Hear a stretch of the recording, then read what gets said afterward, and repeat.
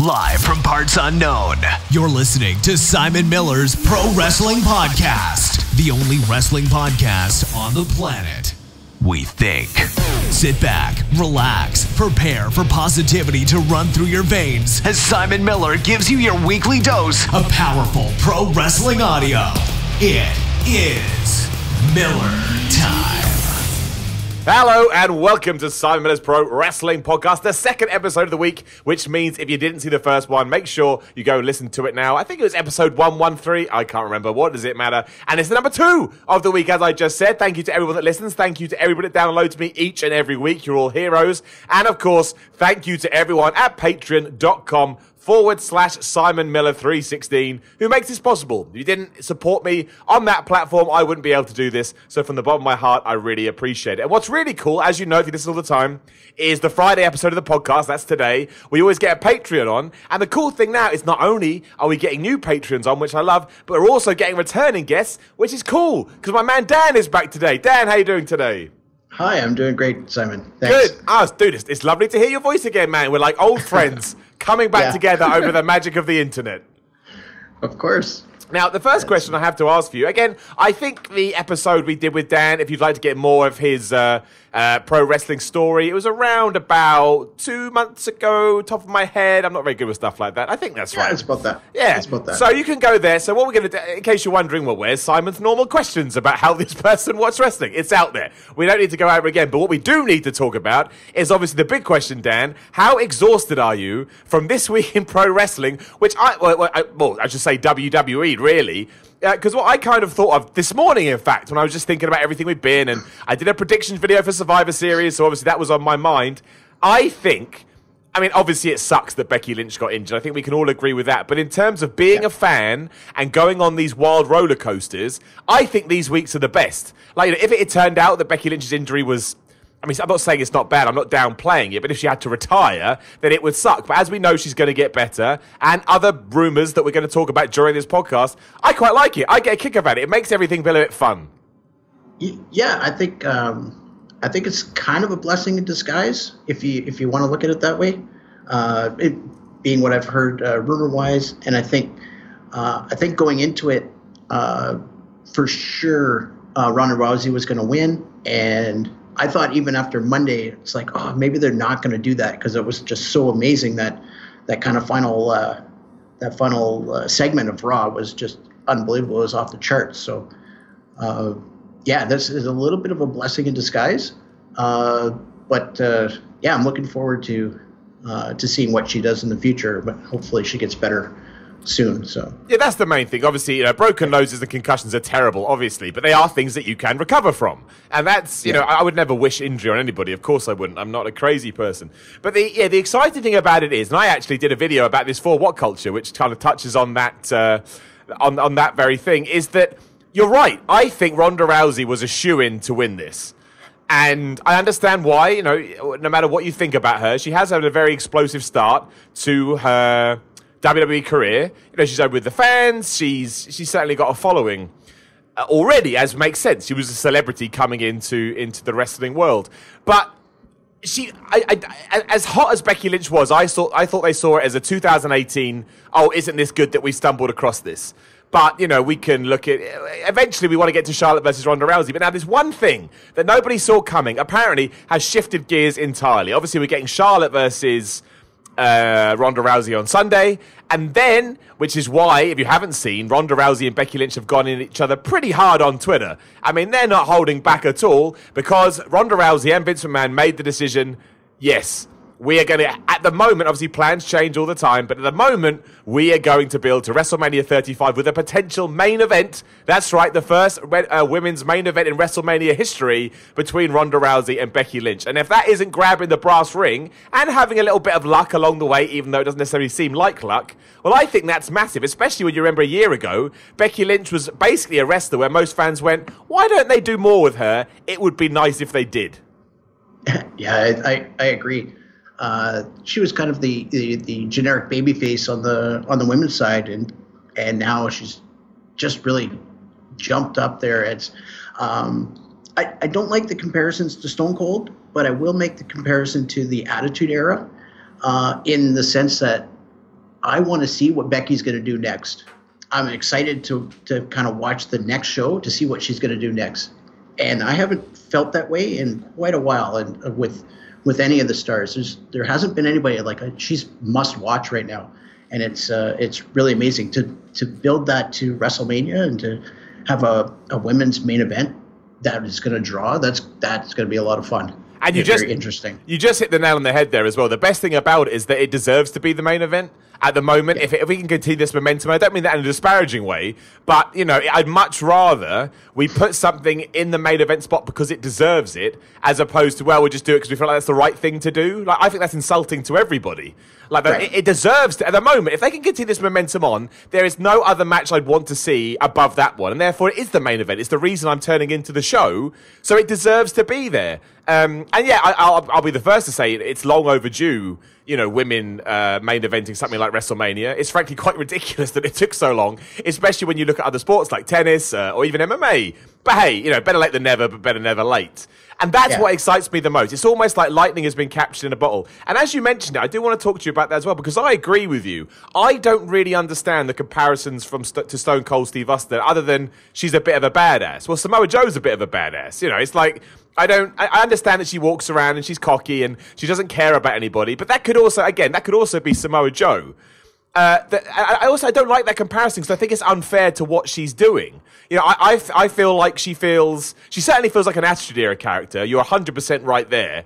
But I feel like she's doing it in her own way, and that's why I think it works. I don't think it's an homage. I'm not saying anybody else is saying this, but I don't see it as an homage or someone trying to replicate what Stone Cold Steve Austin did. She was just given a character, not given a character, but given a storyline and told this is the direction we're headed in. Do the best of it what you could. And I think if she was just trying to do what he did, and no one's going off on a bit of a tangent here, I just don't think it would have worked. I just think it feels real. I think that's why we like it. We like Becky Lynch anyway. She's got our sympathy, therefore she's already in the babyface books. But because she's unpredictable, because she's very vocal on Twitter, which is a viable means to get yourself over in 2018, as we know as a wrestler, that's what makes it exciting. And you're right, if I want to tune in to see what she's going to do, and that's why I think the injury really helps. Especially with the whole stuff with Nia Jax, that you've got a built-in feud there as well. All of a sudden, I want to tune into Raw. I want to tune into SmackDown because maybe she does turn up on Raw to sort of take a pop at Nia. She's obviously going to be on SmackDown. That's her show. So fine. And that's why I think, coupled with everything with Daniel Bryan, it's been perfect. I have so many questions I need answering, and that's what good TV is. Yes. Yeah, for sure. And she's building her own character. And I get the comparisons, but it's her own character, and we really need to not do the comparison because you're right. It's not fair to her.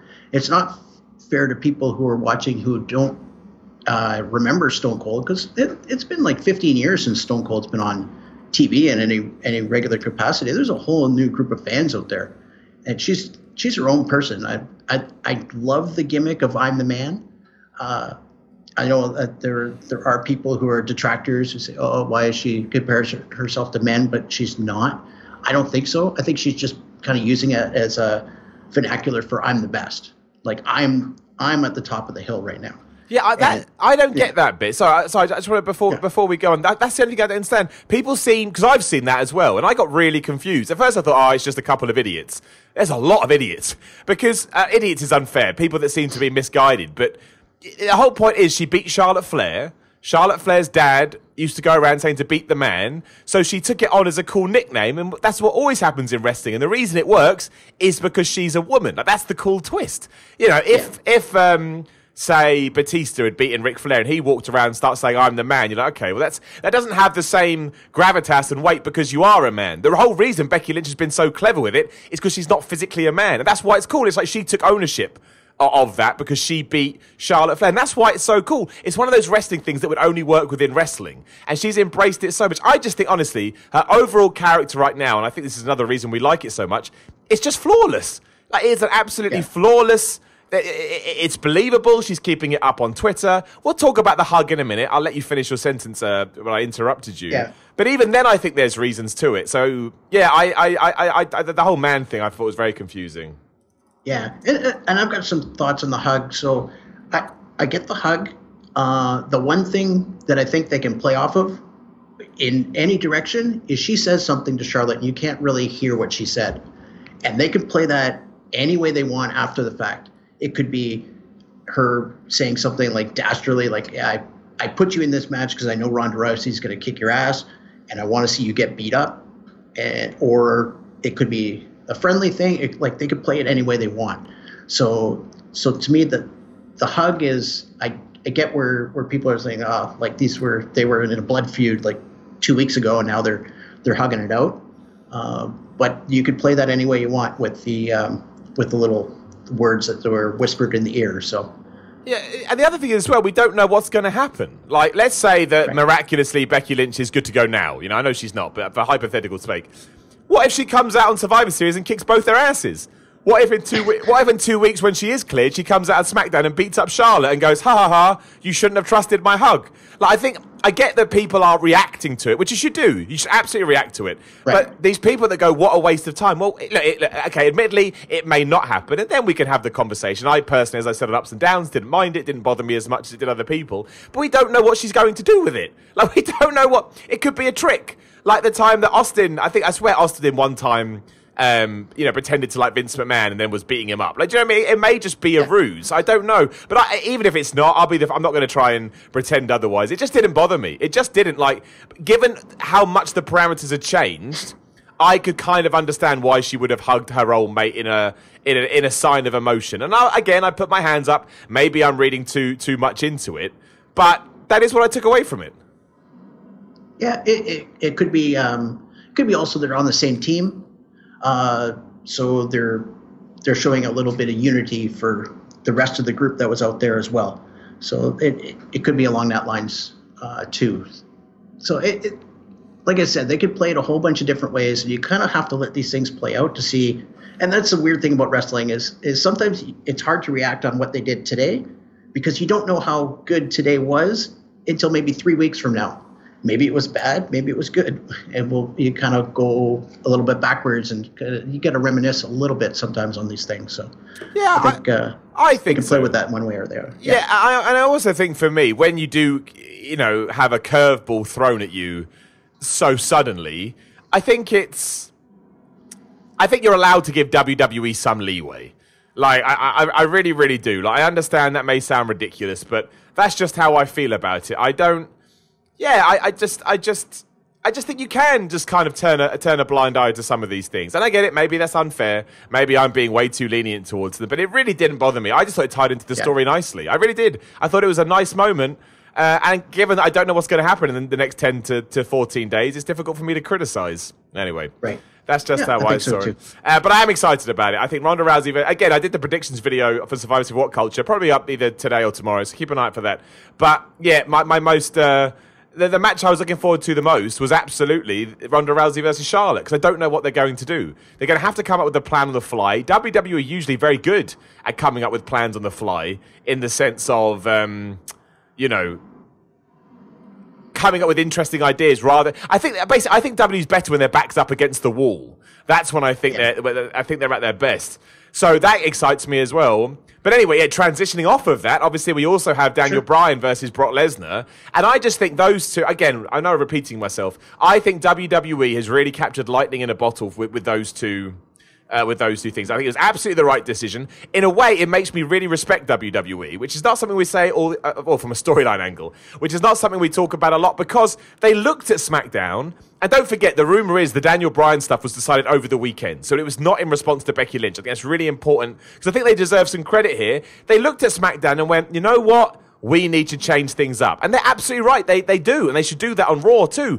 SmackDown this week was the most exciting it's been in ages. And just as a pointless stat, but I do think it underlines there's some truth to it. It's the first time in ages the ups and downs for SmackDown had more people watching it than ups and downs for Raw, which I know that's not an overall amazing stat to throw out there, but it goes to show there was interest in it. And that's all because WWE decided to throw a spanner in the works. And I know one of them was unplanned, but still they ran with it and they made it into the best case scenario. So now I really hope this serves as some kind of catalyst, I guess, to allow them to just have a bit more fun with the product. Like, don't go crazy. Don't do what WCW did and start throwing the belt around like it doesn't mean anything, but give me something to talk about. I've been more excited to do these podcasts this week because I thought I don't even need to plan. We can just talk and talk and talk forever because there's so much to discuss. Yeah. Oh, yeah, for sure. And with the Daniel Bryan thing kind of caught me out of left field. I wasn't expecting that at all. I thought they were just going to have a match, and because they built up the whole AJ thing with Brock Lesnar, with Paul Heyman there, and that whole thing was built up over the last couple of weeks, and then all of a sudden they just flipped it on its head, and it's kind of exciting. I'm looking forward to Daniel Bryan versus Brock Lesnar. I think we know what's going to happen ultimately, but that should be a pretty good match regardless. What do you think is going to happen? Just quickly, what do you think is going to happen? Brock Lesnar is going to win that match. See, I disagree with you, my friend. Now, I understand that makes me sound crazy. But when I sat down again this morning to weave my thoughts for my predictions, I just think it makes so much... because the thing is, Brock Lesnar doesn't need to be kept strong anymore in terms of wins and losses because he's had his big loss against Roman Reigns. That's why we kept him strong, right? And I think, given that Daniel Bryan just won the championship, and given that he just went heel, and given the fact that Braun Strowman can easily come out and interfere, I think you can have that, and you can have Daniel Bryan actually pick up a pinfall over Brock Lesnar. I can see it happening. I think it cements that Daniel Bryan character so well, and if he does it after Braun Strowman has absolutely demolished him, it doesn't affect Brock Lesnar at all. Paul Heyman can come out on Raw, say how terrible it is. I'll be wrong now, and on Monday or Sunday night when I'm watching it, I'll be like, damn it, Dan was right. But I've now convinced myself this is what WWE is going to do. That would be interesting. They've been unpredictable this week, so that would be something to be unpredictable. They've kind of kept Braun pretty strong, even outside of Roman. So, so that's why I kind of figured it was with the AJ and Lesnar match originally. I thought, I'm going to watch this again. It's going to be a good match, but AJ's going to lie down again like he did last year. That's going to kind of suck. You'd like to see the guy who's been the champ for over a year kind of get that big win. That would have helped him a lot, but they've kind of flipped that all on its head. And then you've got this new heel turn. You generally don't want to have the new heel turn have a loss like 4 days later or whatever it is. So that's I would like to see them do what you're suggesting. And then with a heel Daniel Bryan, it doesn't look as bad when Braun comes in and it kind of helps him win the match. Versus a face, AJ Styles had the same thing happen. It doesn't look as good on AJ when you don't. I mean, the babyface likes to get the clean win. It just feels better. It looks better. Yeah, I agree. Yeah. No, I think so. What do you think? How's your expectation for Survivor Series now? I mean, I was actually quite looking forward to it because I always think they can have fun on those shows because within 24 hours, the whole thing is irrelevant because, it's Survivor Series, it's Raw versus SmackDown, and these people don't meet again. But I absolutely think after all the shifts, I think I'm more excited for this pay-per-view than anything else this year, even more so than WrestleMania. Outside of the fact it was WrestleMania, from a match-to-match standpoint, well, no, I think some of the matches are awful, to be fair. Basically, because of the last two matches, I really, really am looking forward to watching it. Yeah, I'm looking forward to it. More for a pure wrestling show than things going forward storyline wise. Especially like the 5-on-5 matches. Those are going to be good. They just end up being good matches, but they really don't mean anything. There's no one team win, like whether Raw wins or SmackDown wins. It doesn't matter. They're not there's nothing at stake overall. So. As far as bringing that emotion in, it's not really there, but the matches themselves should be really good. Which leads me to Simon, if you're the captain of Team Smackdown, how do you not pick Randy Orton? Dude, I don't understand any of the Survivor Series stuff. As soon as I saw Jimmy and Jay Uso just throwing t-shirts at people that aren't even allowed to be on the show, I was like, I don't think I have to care about the Survivor Series matches this year. Like, if WWE doesn't give a shit, why should I? It was so weird. Yeah, those guys are all down in the storage area where Spinal Tap was trying to come out to the stage in Cleveland. That's where those guys are. Yeah. It was like that. Man, do you remember when Jericho did that in WCW? It was so good. Yeah. So it's my favorite Jericho moment. Yeah, so you're right, though. Like, if it's meant to be Raw versus SmackDown, but I don't mind if Randy Orton refuses to be on the team, but he wasn't even asked. Like, it wasn't even asked. Like, I think it's weird. Like, who's on the SmackDown? Honestly, man, it's so hard to... There's so many people in Survivor Series matches. It's so hard to remember. But the SmackDown team is Jeff Hardy, Miz, Rey Mysterio... who else is the other two people that now I can't remember, and I really should be able to remember? Who that? Shane McMahon. Of course. Best in the world. But how can I forget the best in the world? Who's the fifth guy? I'm trying to think. This is because I've watched too much wrestling this week, and I've broken my brain. I'm looking it up. I'm looking it up now. No, not 2016. Google. I don't care about Survivor Series 2016. Samoa Joe. Samoa Joe. Man, I like to point out, as a man that loves Samoa Joe, that kind of sums out the poor job WWE's done with him. But yeah, out of those five people, how does... Look, I don't mean to be horrible. The way I look at it, I understand the Miz being on the team. It ties into the story. Certainly looks like they're going to turn him face. Don't know how I feel about that, but we'll see. I actually don't mind Shane McMahon being on that team because I think if they are turning him heel as well, I actually think again it works. So if you're heading somewhere, regardless whether I like it or not, well, you've got your own stories to tell, so you shouldn't stop. That's the thing we hate the most, right? We like continuity. Rey Mysterio. To me, actually, would have been better off in a one-on-one match. He's just gone back, but again, he's star power. Samoa Joe, I'm fine with. It's Jeff Hardy that I would have replaced because Randy Orton beat Jeff Hardy at Hell in a Cell, then whooped his ass again. Why would you go with a guy that lost? From a storyline perspective. And Randy Orton also is like one of the best records in Survivor Series type matches. From a captain's, if I want to win, I'm going to, hey, give me that guy who always wins. I'll take that guy. Yeah. It's kind of weird. I guess Randy Orton's going to do something on the show. It looks like or maybe he attacks somebody before the show and gets added. But he seems to be just RKOing people at random here and there. So I think he'll step in at some point. I have a feeling that I think Team Raw is going to win this, simply because I think there's just more stories to tell.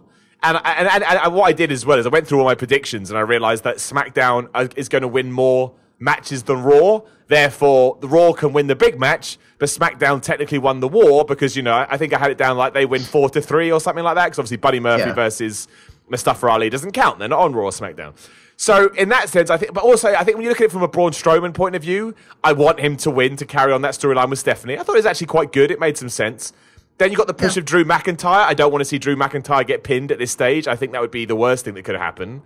The rest of the guys in it, Bobby Lashley, oh my gosh, why can't I remember anybody that's in stupid? Bobby Lashley and Finn Balor. I don't mean to be horrible. And Dolph. They are. They're not.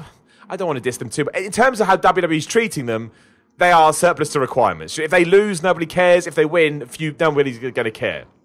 And really, I've got this funny feeling, like you say, I think you're right about Randy Orton. And I can also see Shane McMahon doing something stupid to cost his team, because again, that can underline where we're heading with all of this. Right. But yeah, I mean, it's stuff like that and the other. I mean, I'm not really excited for any of the Survivor Series matches. I'm really not. Again, we already mentioned the tag team one, which was a joke. And again, it's the same with the women's one as well, right? Like, they just not... They treated it with so much who cares on TV that it's actually seeped through to how I feel about it. Right. And I think they've only been building this for 2 weeks as well, so they haven't been able to kind of play it over a long time. So Crown Jewel kind of got in the way of the build to Survivor Series. It's a big 4 pay-per-view, and they spent 2 weeks on it, so it's kind of... They've kind of undercut their own product a little bit on being able to build these matches to something. They're already matches that ultimately don't matter. So you'd like to build it up to something that's like where there's some emotion involved. And that's what, to go back to Becky Ronda, that one was the one match I was excited about because they really had the good heat between each other. And it was like, this is beyond just SmackDown Raw. This is two people who have a dislike for each other that are going to just go and fight. So, and that's kind of what you want to see. You think you're right. I think that's such an important thing to note as well. Maybe that's the reason we're buying into it so much too. Is because it's actually a feud where we can believe in it. You can believe in this feud. You can actually believe these two hate each other. And I know everyone's seen, just to double back round quickly, I know a lot of people have seen actually, I'll ask you, Dan, have you seen all the social media stuff between Becky Lynch and Ronda Rousey? No, I actually don't follow them on Twitter. So I've only seen like what some people have highlighted. Yeah, so I haven't seen I haven't followed all the back and forth, and I probably should now. Well, I mean, if you want to get more into the storyline, I would certainly, definitely take a look at their accounts here and there, because basically Becky Lynch is now absolutely laying into the fact that Ronda Rousey had that stutter in MMA. And apparently, again, at first I was like, is this real? But of course it's not. Ronda Rousey's just very smart and understands pro wrestling. But it does help at no end because, again, I have ammunition and I have enough evidence to think, wow, this has got to be the real deal. And I think that is missing. And I'm the first to understand why you shouldn't have to be in character. We've talked about this 1,000 times. But look, it's already a hard enough life. Would I prefer it as a fan if everybody stayed in character on social media? Of course I would. But I'm absolutely not going to be the guy who, says, oh, no, you must be in character all the time, because I imagine sometimes they don't want to do that. And I get it, but I'm just trying to look at the humanistic side. However, when you do it, it absolutely works. And again, I can't remember. The last feud I think I actually cared about this much, or at least believed there was some genuine beef, was when CM Punk was involved, and he would just go around talking as if he was just talking. Yeah. Yeah, I can see that. Yeah, it's probably been that long since there's been something this heated between people that you're really excited about. Yeah. And also, to me, and again, I don't mean to, this doesn't sound insulting, that's not what I mean, but to me, it's the first real women's match in this women's evolution that I think, yes, this is a WWE storyline. It doesn't matter that it's women or men or it does matter that it's women, because obviously if they main event WrestleMania, that will be huge, but it's just a good storyline. It's not a good storyline for women in WWE. It's a good storyline whether you're looking at men or New Japan or Ring of Honor or whatever. It just works because of the people playing the roles, what they're doing outside of the bubble, and the things they're saying to each other. I agree. It's just a good storyline. It's not the stereotypical woman storyline where things are not as they're kind of not as visceral as this one is. This could be, they could repeat the same storyline with two completely different people in 5 years and it would still be just as good. Yeah, no, I totally agree. So also, going back to the changes that we have seen, it does look like there has been a shift for a reason, because not only is it apparent, again, all apparently, allegedly, rumours, murmurings, is it going to be Ronda Rousey versus Charlotte, Ronda Rousey versus Becky Lynch at WrestleMania, but the shifting around was also apparently because at WrestleMania we're going to get Brock Lesnar versus AJ Styles, and that's why they held it off. Now, I'm all right about that. I think that, because I was thinking the other day, I was trying to book the WrestleMania card, because usually around this time we have an idea, and I thought, I have no clue. But if Brock Lesnar's going to fight anybody, I love what they did last year at Survivor Series. I thought it was great. And if you put that on an even bigger stage and let them kind of go a bit crazy, and Brock Lesnar's into it, I think that could be absolutely... If my last two matches of WrestleMania 35 are Brock versus AJ, and then Becky versus Ronda, I'm having a good time, man, even though at that point it would be like 8 hours into the show. Yeah, that actually sounds like good matches back to back. And if they're going to build to AJ versus Brock Lesnar, that'd be really good. I didn't see that at all, but for a WrestleMania match and to get AJ finally in a kind of top end WrestleMania match would be a nice bonus as well. Yeah, especially because of course he'd have to make the jump to Raw, right? And you know what the best way to jump to Raw is? Win the Raw Rumble. You win the Royal Rumble and you say, look, I don't want a title match. Or maybe Brock Lesnar's still the champ. Let's say that. Brock Lesnar's probably still be the champ. Of course he is. So you say, screw the SmackDown champion. Not only do I want my match against Brock that I never got, but I'm heading over to Raw. We shift the card around. We shift the deck. I think AJ Styles would actually benefit from making the leap across. It would make Raw more interesting. You can push somebody back across the other side. To me, if all this happens, I think at the perfect time, WWE starts to get more exciting again. Yeah, I think so. I think that would actually work quite well. I have nothing to complain about there. So. Yeah, you're right. I think they've stumbled across gold. I really, really do. I literally did a What Culture video for that. It went up about 3 hours ago called "While I Think This Is the Perfect Accident." I think Becky Lynch missing Survivor Series, while it sucks at the moment, is going to light up her career, and maybe all the other things that are in flux at the moment. Oh, I can't wait. I genuinely can't wait. I'm excited. I mean, I'm sure in 6 months we'll have a chat and be like, oh, man, they ruined it. but, you know, if that happens, that happens. Right now, it does make me feel good. So so we'll see. We'll see what happens. I mean, let's go through the Survivor Series card just quickly because I mean, I did do some quick predictions on Wednesday. Again, you can go on What Culture, get more predictions. But we'll just run through the card just so that if this is the first time you've caught any of my predictions and Dan's as well, we've wrapped that up here. So Buddy Murphy versus Mustapha Ali. I picked Buddy Murphy. I think Mustapha Ali is great. I put him on Raw and SmackDown. He's so good, but I don't see the point in having Buddy Murphy win a title in his hometown, then a month later taking it back off of him. Yeah, I agree. And I haven't really been following 205 Live, and I probably should, but there's so much content right now, it's hard. I've been definitely. Halfway getting into the UK NXT as well. So, yeah, I really got to start kind of poking in on 205 Live because I hear good things, but yeah. And Buddy Murphy had that really good match with and at the Super Showdown. I can't remember. I'm blanking on the name, but this should be a good match. It's probably going to be on the pre-show, but it should be still a pretty good match. I agree, yeah. What about the other pre-show match? Obviously, it's the most ridiculous Survivor Series team ever. Take a deep breath.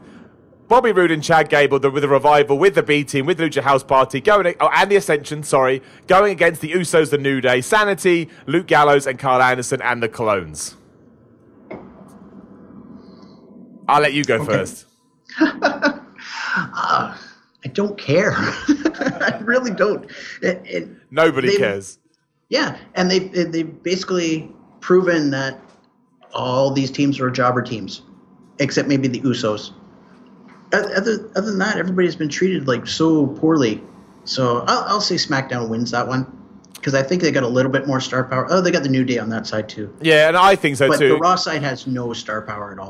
Which they've ruined. You tell me, because I got a lot of flack for that, saying, Simon, you're so mean. Like, I can't have been the only person to think that Battle Royal on Raw, which we did twice, was an utter waste of everybody's time. Like, and I'm the most positive man ever. And even I thought it was boring. Like, it's just like, what am I doing? So you had 10 guys in the ring, and they all got beat up by one guy. They got beat up by one guy. Yeah, and they're meant to be the top tag teams on Raw. Yeah, and and they just all look like chumps. It was they did look like chumps. It's true. Yeah. Dear, so weird. What a weird whole thing that was. AOP versus the Bar. I'd go with the AOP just because I don't think the Bar at this stage. Well, I'm not saying they haven't got anything else to offer. That's a bit mean, but you know what I mean. It doesn't matter if they win or lose. They're the Bar. They're Sheamus and Cesaro. They're fine. Yeah, I think they'll be fine. I say the AOP as well. They kind of need the win over a big team. They haven't really beat anybody so far. So I mean, they won the belts against Seth Rollins by himself. So yeah, I think they need this. They need the win more. So I would go with the AOP as well. Why weren't they on Raw, my friend? Answer me this. I don't know. Maybe they had a dinner date with Shinsuke Nakamura. So. yeah. They went to the why won't they put us on our shows, but we're champions dinner. So weird. Other Survivor Series match, Team Raw, Mickie James, Nia Jax, Tamina, Natalya, Ruby Riott, going against Team SmackDown, Carmella, Naomi, Sonya Deville, Asuka, and what is interesting, to be announced. We don't know who that is at the moment because obviously it's meant to be Charlotte, so that is quite interesting. Yeah, so that'll be interesting. We'll see who that extra person is. I think I'm leaning on Raw on this side. I actually like what they did with Bayley and Sasha Banks, having that match and then picking somebody else. I thought that's a perfect Alexa Bliss thing to do. It's just have them come out, beat the crap out of each other, go, yeah, I don't want either of you, and bring out Ruby Riott. I get the whole thing with Natalya doesn't make sense, but no. I don't know. To me, that's kind of a heelish move to do. Have two people just fight to be on the team and then not pick them anyway. I agree with you. I would have preferred it if the match had been a bit shorter. I kind of felt like I'd wasted my time a little bit. Yeah. But I'll lean towards Raw, and I'm maybe make a prediction for the SmackDown person. So it could be maybe a Shayna Baszler. I'd be up for that. Maybe somebody else from it could be. It could also be like a Nikki Cross. Would make sense since she was on on SmackDown a couple weeks ago. So I would like to see Kairi Sane get called up. Although I say that, she'll just get lost in the shuffle anyway. So what difference does it make? Yeah, I don't know. I don't like Kairi Sane's gimmick. I like her as a wrestler. The gimmick is so stupid. You don't like her being a pirate, Dad? I don't like her being a pirate. It's such a silly gimmick, but she's so good to watch. But it makes me laugh. I just kind of ignore the whole pirate thing. She's one of my favorite wrestlers because if I'm ever watching wrestling and somebody comes in that doesn't watch wrestling, it's such an ordeal. It's like, is this woman a pirate? No, she just thinks she's a pirate. Is she keeping her title in a like a special chest? Yes. Why? Because she's a pirate. But you just said she wasn't a pirate. It's like, look, just watch it, all right? Just ignore it. You either get it or you don't get it. But leave me alone. Oh, it makes me laugh. Who did I think was going to win? I think I said Team Smackdown as well, yeah. Then we got the Team Raw versus Team Smackdown. Again, I've already mentioned I think Team Smackdown will win, but just because I've got Raw winning most of the... I think Team Raw's going to win, because I've got SmackDown winning most of the other matches. That way it just balances out a little bit. Yeah, and I think that makes sense. I think with the Braun storyline moving forward, that makes sense. Yeah. I just don't know how they're going to get to. They did this last year too. I think it was last year. The Raw was going to win no matter if that match happened or not. So there's nothing really at stake on that part of it. If it's like a head-to-head competition kind of thing. So, yeah. Well, I can't believe that there's more stakes for winning the mixed match challenge than there is a Survivor Series match. Like, what is that about? I don't understand it at all. Yeah, that's kind of funny. So strange. So strange. Yeah, so I'll take Raw there as well. Yeah, I agree. And then we've got Seth Rollins versus Shinsuke Nakamura. I'm actually picking Shinsuke Nakamura because I think Dean Ambrose is getting involved here. Yeah, I could see that because Dean Ambrose isn't in the card elsewhere. Yeah, it'd be nice. They should have a good match. It should be at least fun to watch. I don't know. I haven't seen a good Shinsuke match in a long time, but that's because he's never on television. you can't see something that doesn't exist. You have to have it to do it. Yeah. But I hope he wins, and I hope we use that as a getting on period for actually. I mean, he's got to have a feud. Let him just come out on SmackDown the Tuesday after the Survivor Series. I beat Seth Rollins. I'm the best, and then. You can have a feud with, he needs to be a face, doesn't it? I don't know. Who's free at the moment? I don't care. Anybody. Just put anybody with him. Move Apollo Crews across. I don't care. Just put him in a flipping feud. Yeah. So strange. And then, look, actually, no, we'll do it the other way around. Brock Lesnar versus Daniel Bryan. Actually, the first thing I want to ask you is, what did you think about Daniel Bryan's turn? I'm now seeing a lot of the dust has settled and people are calming down from the initial shock of it. A lot of people say they didn't actually like the turn because they think it's weird. Yeah, I don't know. I'm not a big fan of little guy heels. It's just, but we'll see what Daniel Bryan does with it. But yeah, I found it a little strange. But yeah, I get where some people have come from and said that it, like his big moment of the comeback kind of moment got ruined. But I was surprised that he actually put the title on at all, to be honest. I didn't think he was ever going to kind of get to that level again, just because there's so much. He's kind of teetering on like one more concussion kind of thing, and he's out. So that's kind of the type of person you generally don't see the title on, is because you worry about that kind of thing. But the turn itself was fine. I know he did the Shinsuke Nakamura Dick Kick City thing, so.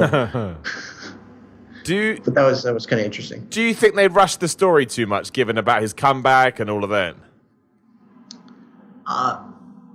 It kind of came out of nowhere. There was no like slow burn to it. Usually with a heel turn, especially I could see him doing almost like a Johnny Gargano type turn where he goes to darker places to try to get one over on AJ Styles, and then it makes sense a little bit more. Yeah. But this one kind of came out of nowhere. Like when he came out and said, "Say my name again," it's like, what? That doesn't make any sense. That was a bit weird. Although Brian Alvarez from the Wrestling Observer had a good point. I didn't pick up on it, and he says that he did. He thinks that Daniel Bryan's been acting a bit nutty for a while. He did have some good examples. So maybe this was being teased, but maybe they didn't just tease it in the right way. I don't know. Yeah, maybe it was way too subtle. Yeah, exactly. Usually we're used to sort of being beaten over the head with these storylines, but this time we didn't get it. I mean, I will, given we're in the official setting, I just think Daniel Bryan winning makes so much more sense. I don't think it changes if Brock Lesnar wins or not. Again, that Roman Reigns thing is done. That was the reason to keep him so strong. Yeah. I'm going to still stick with Brock on this one. It's because you're a smart man. I'll regret this later. And of course, I don't think it'll be the main event, but it could be, I guess. I mean, one of these two will. Becky Lynch versus Simon Miller, your brain. Charlotte versus Ronda Rousey. Now, I'll let you go first because I'd be more intrigued to see what you say. Yeah, I think Ronda's winning this match.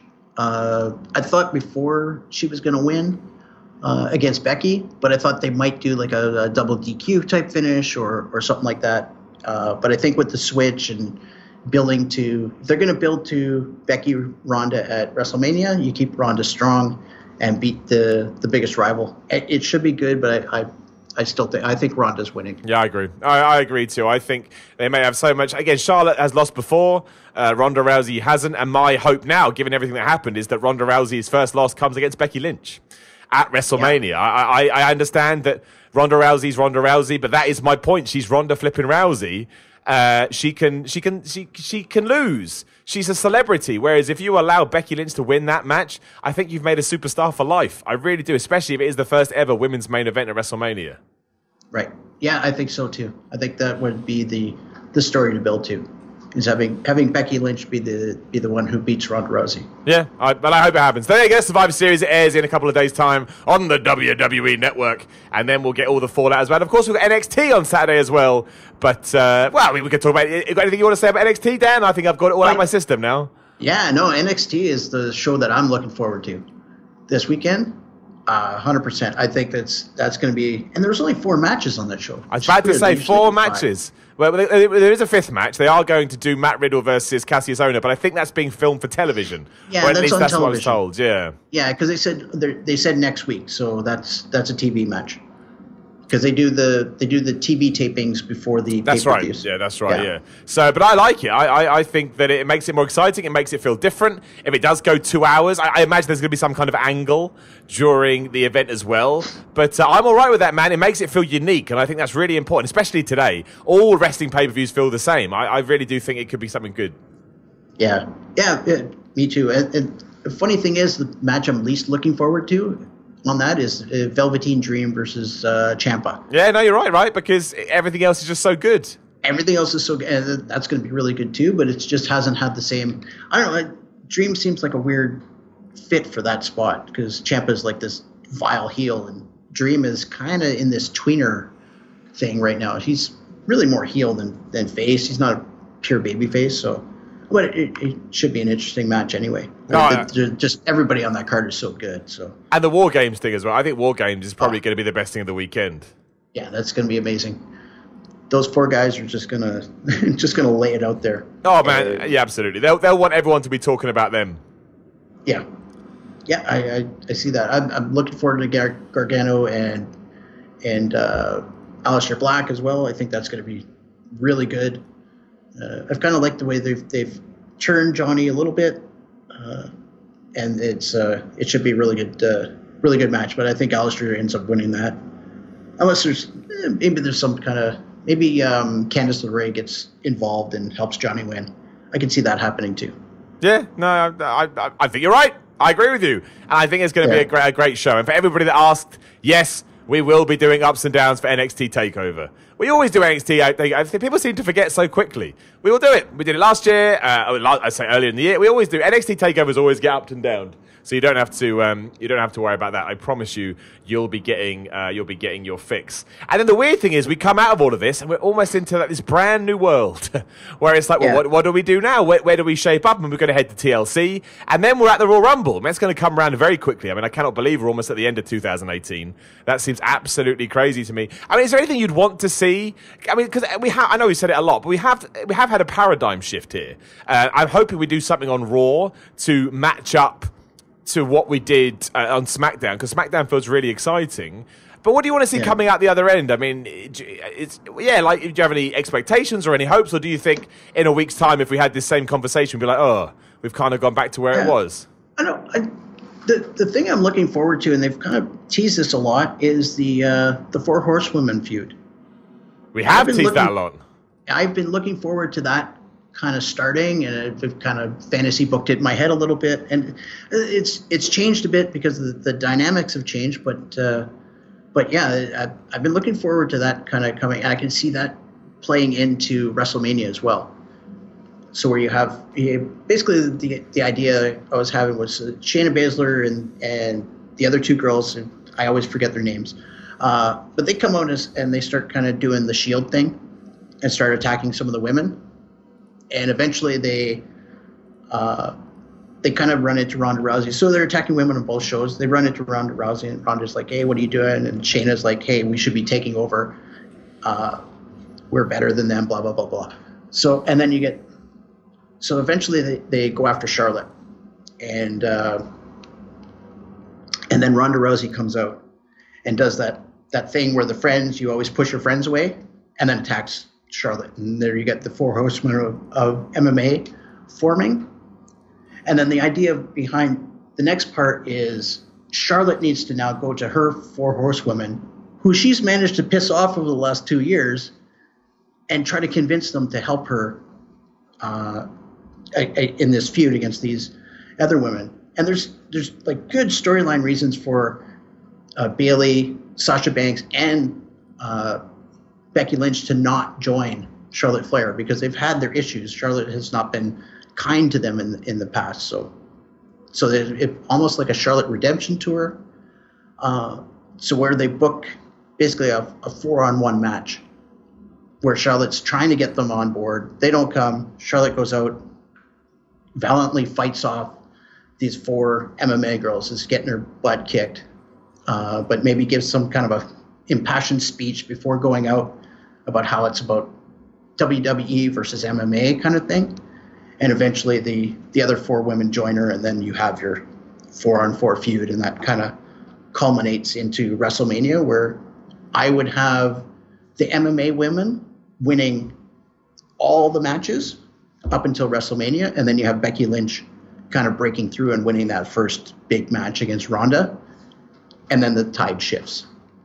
I don't know. What do you think about that? Well, I do. I think you just booked a very good few months in wrestling. I don't think anybody would be too adverse if that was the direction they went in. I think it would.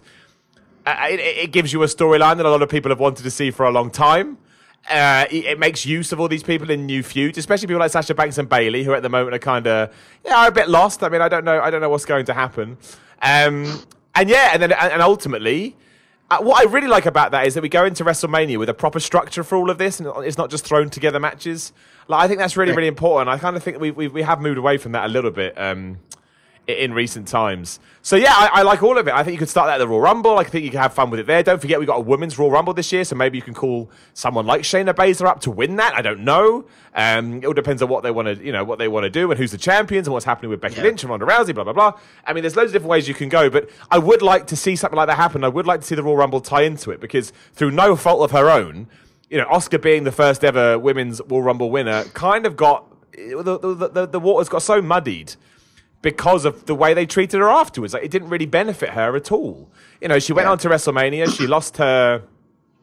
She lost her defeated streak, and that all started because she won the Rumble. So I'm hoping whoever gets it next gets a proper push into WrestleMania and then wins a title, depending what happens with Ronda and Becky, because obviously they could both still be the champions.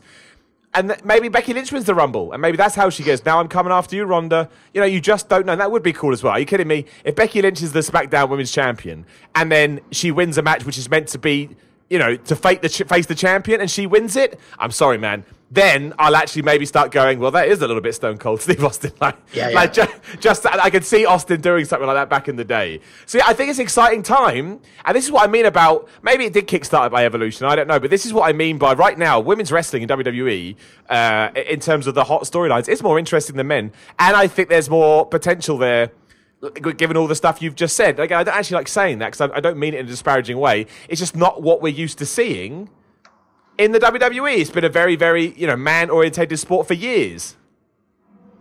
Yeah, I agree, and I think they need to kind of push the other people a little bit more. There's the the biggest problem is, and as much TV time as they don't have enough TV time they almost need a separate women's show, and which, I don't know, may be a bad thing, but it may end up being a good thing as well.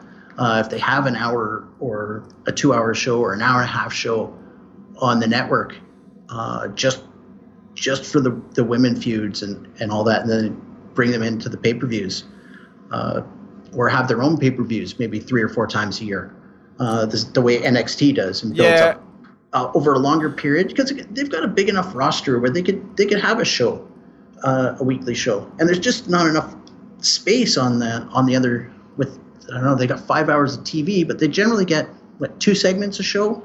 Would you say? I think so. You do the ups and downs. You know. No, you're right. And usually all the women get thrown into one segment, right? Which is never good. I mean, it never works. No one ever enjoys that, I don't think, anyway. No. I like the idea of more women's pay-per-views. The reason I don't necessarily want them to have their own show is because I don't think WWE will be able to sustain it. I think they'll run out of ideas too quickly, and that will... I'd much rather see the men and women fighting for TV time on Raw and SmackDown. I think it'd make a better show. I think it'd make it more interesting. Yeah.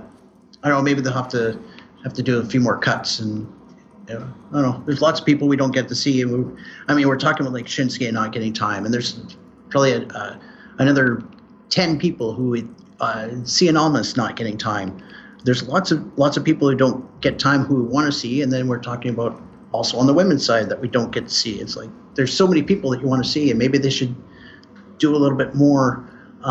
These people are out this week, but then the other group is in this week, and they kind of do a little bit slower burn on some of these things, a little more like the way NXT is structured. You see you see some people in 1 week, and then the next 2 weeks you don't really see them, or they'll do little 30-second little interviews or vignettes or something like that just tie in between the matches and stuff. They just keep the storylines going.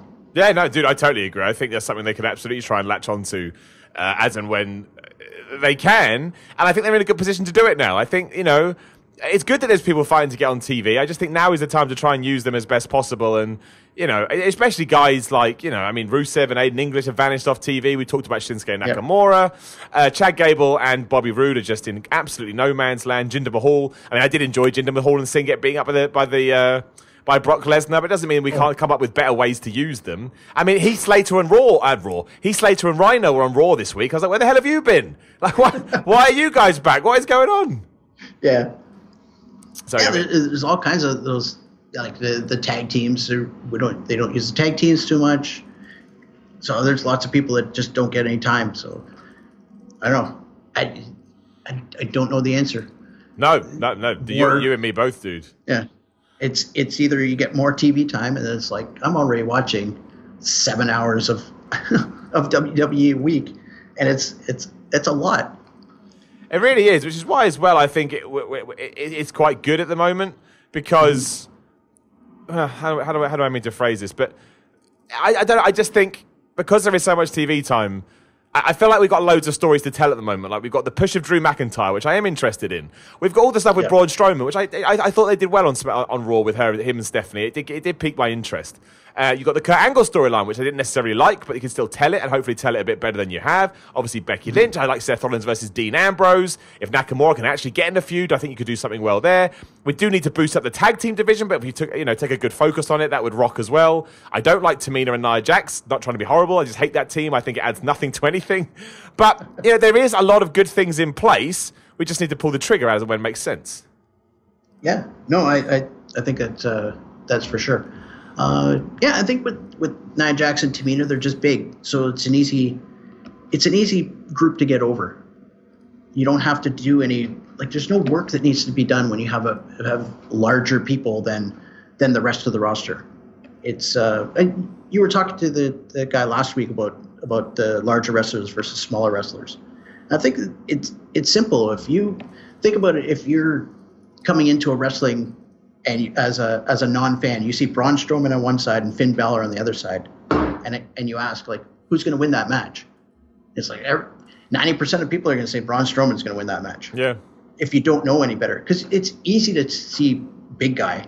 It takes a longer to build up a smaller person to the point of it took Daniel Bryan years to be credible, or Rey Mysterio took probably a decade to be a credible heavyweight. To the point of, but you bring out like a Braun Strowman, then you can have that guy win the world title in the first 3 months he's in the company. Yeah, no, because there's nothing to tell. It's like, oh, big guy, easy. Undertaker when he got introduced, nobody knew who he was. Hey, look at this big guy! Wow, big guy, over instantly. It's easy.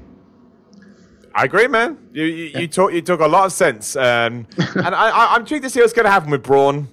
I don't necessarily think I don't know. I don't know what the future is. That's all I'll say. Maybe he's not going to turn out to be the monster among men, that we thought he was going to be.